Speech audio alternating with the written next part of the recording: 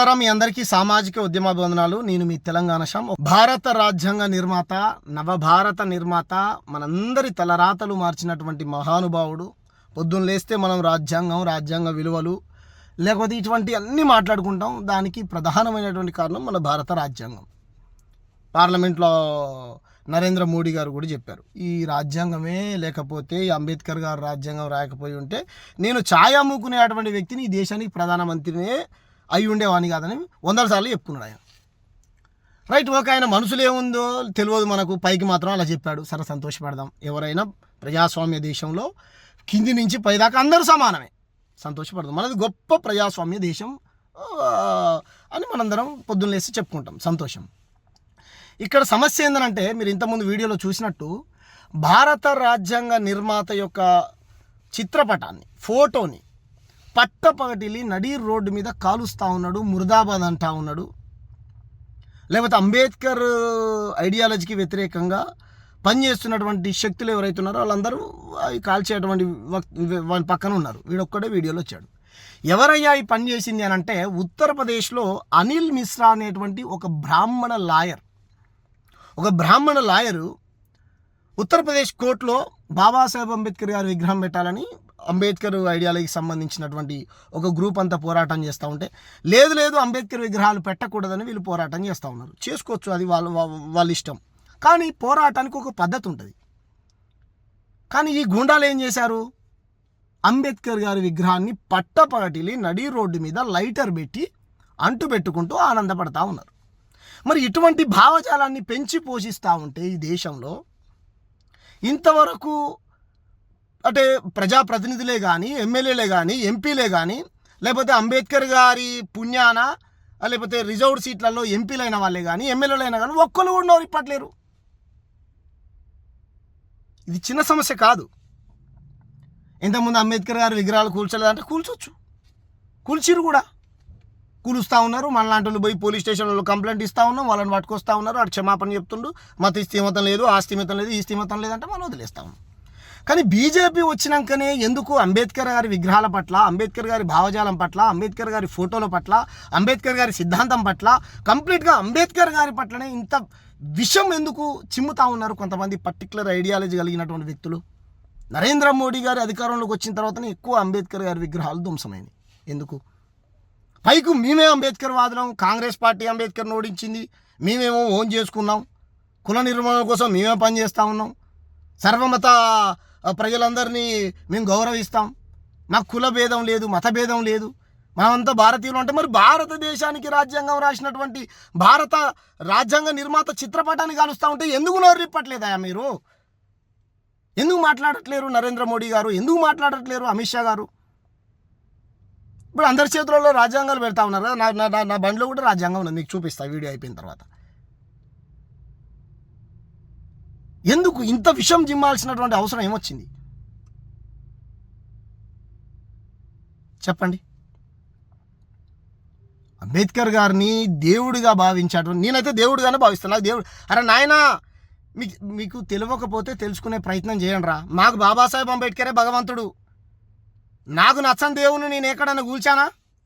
మాకు నచ్చినటువంటి దేవుళ్ళు కూడా ఉన్నారా? మమ్మల్ని 1000 సంవత్సరాలు అంటరాని వాళ్ళుగా ఊరవతల వెలివేస్తే కూడా అయ్యా బంచని దొర కాలు మొక్తానే అటువంటి బతుకులు బతికి కూడా మేము ఎవడి మీదకి తిరగబడలేదురా, ఎవరిని కొట్టలేదు, ఎవరిని చంపలేదు, ఎవడి విగ్రహాలు కూల్చలేదు, ఎవడి విగ్రహాలు కాల్చలేదు.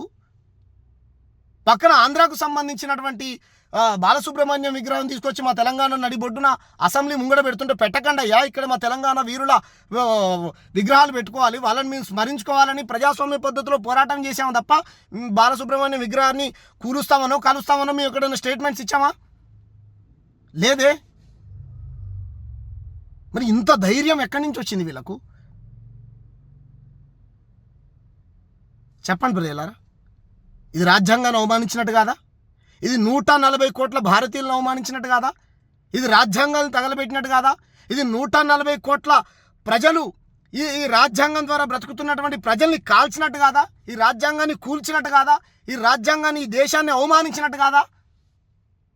హిందువైనా, ముస్లిం అయినా, క్రిస్టియన్ అయినా, దేవుని నమ్మేవాడైనా నమ్మని వాడైనా కాశ్మీర్ నుంచి కన్యాకుమారి దాకా ప్రతి పౌరుడు గౌరవించాల్సింది రాజ్యాంగం.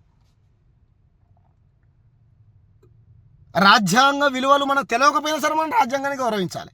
మనం ఏదైనా తప్పు చేసామనుకో లా అండ్ ఆర్డర్ మనల్ని కంట్రోల్లో పెడుతుంది. ఎవరు లా అండ్ ఆర్డర్ని సిస్టమ్ని రాజ్యాంగం. నేను తప్పు చేయలేదా అయ్యా అన్న జ్యుడిషియరీ రాజ్యాంగంలో భాగమే. అన్ని వ్యవస్థలు రాజ్యాంగంలో భాగమైనప్పుడు రాజ్యాంగ నిర్మాత ఫోటోని తగలబెడతా ఉంటే ఈ దేశంలో ఉన్నటువంటి సంఘాలే కానీ ప్రజాప్రతినిధులే కానీ పొద్దున్న లేస్తే దేశం కోసం ధర్మం కోసం మాట్లాడేటువంటి వ్యక్తులు ఈ దేశానికి రాజ్యాంగాన్ని రచించినటువంటి బాబాసాహెబ్ అంబేద్కర్ యొక్క చిత్రపటాన్ని పట్టపగటిలి నడి రోడ్డు మీద పర్టిక్యులర్ ఐడియాలజీ కలిగినటువంటి వ్యక్తులు కాల్ చేస్తూ ఉంటే ఇంతవరకు ఎందుకు మాట్లాడలే? ఇది మళ్ళా ఈ దేశానికి యోగి కావాలి, నరేంద్ర మోడీ తర్వాత యోగి కావాలి అనేటువంటి యోగి గారి పాలనలో జరిగింది ఇది. మరి ఏదండి యోగి గారి భక్తులు? ఏది యోగి గారి భక్తులు రాజ్యాంగానికి వ్యతిరేకులా? యోగి గారి భక్తులు ఈ దేశానికి వ్యతిరేకులా? యోగి గారు ఈ రాజ్యాంగానికి వ్యతిరేక? చెప్పండి. మరి యోగి గారు పోయి బాబాసాహెబ్ అంబేద్కర్కు అప్పుడప్పుడు ఏదో పైకి నటించుకుంటూ దండలు వేస్తాడు, దండం పెడతాడు జయంతిలు వర్ధంతులు వచ్చినప్పుడు. మరి ఎక్కడ పోయింది ఉత్తరప్రదేశ్ ముఖ్యమంత్రి గారు? చెప్పండి. నరేంద్ర మోడీ గారి తర్వాత అంత గొప్ప మహానుభావుడు ఆదిత్య ఏం పేరు ఆయన పేరు యోగి అంటారు కదా, మరి ఏంటి యోగి గారు? చెప్పండి. దేశంలో ఉన్నటువంటి ప్రతి ముఖ్యమంత్రి ఖండించాలి, ప్రతి ముఖ్యమంత్రి ఖండించాలి, ప్రతి ఎంపీ ఖండించాలి, ప్రతి ఎమ్మెల్యే ఖండించాలి, ప్రతి పౌరుడు కూడా ఖండించాలి. ఖబర్దార్, ఎవడైతే పని చేశాడో ఖబర్దార్. నేను ఆవేశంతో మాట్లాడుతున్నా, పెట్టుకుంటే పెట్టుకుంటారా నా కొడక.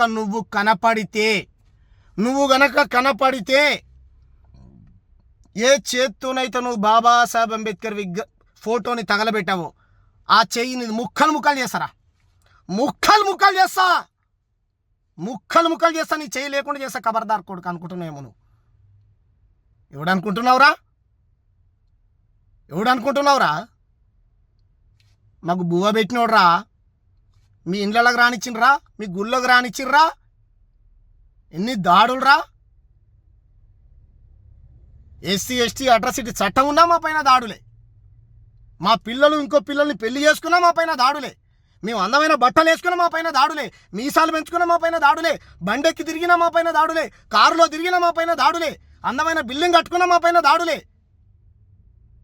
ఎన్నని భరించాలరా మేము? 78 ఏళ్ళ భారతదేశ స్వతంత్రంలో రోజుకొక మా దళిత బిడ్డని, మా అక్కల్ని, మా చెల్లెల్ని చంపుతా ఉంటే కూడా చూస్తూ ఊరుకుంటున్నాం రా దేశంలో మేము. కానీ ఎవరిపైన దాడులు చేయలే, ఎవరిని కొట్టలే, ఎవరిని తిట్టలే, ఎవరిని చంపలే, ఎవరిని బొమ్మలు తగలబెట్టలే, ఎవరిని విగ్రహాలు కూల్చేయలే. మేము ఇప్పుడిప్పుడే చదువుకొని మా వాళ్ళు ఈ సమాజాన్ని, భారత రాజ్యాంగాన్ని అర్థం చేసుకుంటున్నాం రా మేము. 1000 సంవత్సరాలు మాకు చదువు లేదురా, మాకు భగవంతుడే లేడురా, గుళ్ళకే రానియలేదురా మమ్మల్ని. రాక మా కోసం మహానుభావుడు పుట్టి మాకు హక్కులు కల్పించిండ్రా. అంబేద్కర్ గారిని తెలుసుకోవడానికే మా వాళ్ళకు పుట్టిన 18 ఏళ్ళకి తెలుస్తుందిరా. కాలేజ్ ఇంటర్మీడియట్ డిగ్రీకి వచ్చినాక అంబేద్కర్ గారు అంటా అని తెలుసుకుంటుర్రా మా వాళ్ళు. అటువంటి స్థితిలో ఉన్నావురా మేము ఊరవతల. ఎందుకురా ఇంత విషం? అంబానీ ఆదానిలాగా మా దగ్గర ఏం కోట్లు, బంగళాలు, బిల్డింగులు, వజ్ర వైడూర్యాలు ఏం లేవురా. ఎన్ని శిక్షలు వేయాలి చెప్పండి రా మీరు? మాకేసి మమ్మల్ని ఇంత ఘనం ఎంత పీడించిర్రా మీరు మమ్మల్ని? ఎన్ని శిక్షలు వేయాలరా మీకు చెప్పండి. అరే నీకు నచ్చిన దేవుని నువ్వు మొక్కోరా, నీకు నచ్చిన దేవుని నువ్వు కొలుచుకో, నీకు నచ్చిన దేవుని నువ్వు మొక్కో. అది నీకు రాజ్యాంగమే స్వేచ్ఛనిచ్చింది కదా. ఎవడన్నా వద్దన్నాడా? నీ భావజాలం ఏమైనా ఉంటే చెప్పు, ప్రజాస్వామ్య పద్ధతిలో చెప్పు, డిబేట్ చేయి, విమర్శించురా. ఎవడు వద్దన్నాడు? ఇక్కడ ఉన్నాడు కూడా ఒకడు బతుకున్నప్పుడు అంబేద్కర్ని తుపాకీతో కాల్చేస్తాడు. మేము అన్నవారా? పద్ధతి ప్రకారం పోరాటం చేసే పద్ధతిని మార్చుకో అని చెప్పాము తప్ప రోజుకొక దాడి. ఎక్కడ పడితే అక్కడ అంబేద్కర్ విగ్రహాలు కూల్చేయడం, కాల్చేయడం ఇదే. అంతకుముందు ఎవడో బుద్ధుడి విగ్రహాలను కూడా కూల్చేసిండు. మహాత్మా పూలే విగ్రహాలు కూల్చేస్తారు, బుద్ధుడి విగ్రహాలు కూల్చేస్తారు, పెరియార్ విగ్రహాలు కూల్చేస్తారు.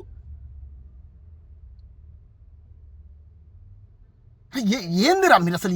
ఎవరి అండదండలు చూసుకోండిరా మీరు. అయిపోయిందిరా రే, ఇక తిరగబడతారా మా ప్రజలు. లేదురా మీకు డెమోక్రసీ విలువలు అన్నీ ఒక్క వ్యవస్థ కూడా సరిగ్గా పని చేయట్లేదని క్వశ్చన్ చేస్తే వ్యవస్థను తప్పు పడతావా? డబ్బులు తీసుకుని దొరికిండ్రా యశ్వంత్ వర్మ అనేట్టు 150 కోట్లు ఢిల్లీలా.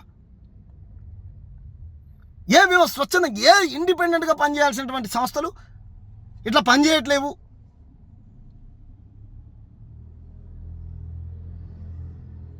ఏం చేయాలి చెప్పండి రా మిమ్మల్ని? అరే తిట్టాలంటే కొత్త భూతమడి కనిపెట్టాలరా. రగిలిపోతుంది. ఇప్పుడు యాడికి పోయారా ఇప్పుడు?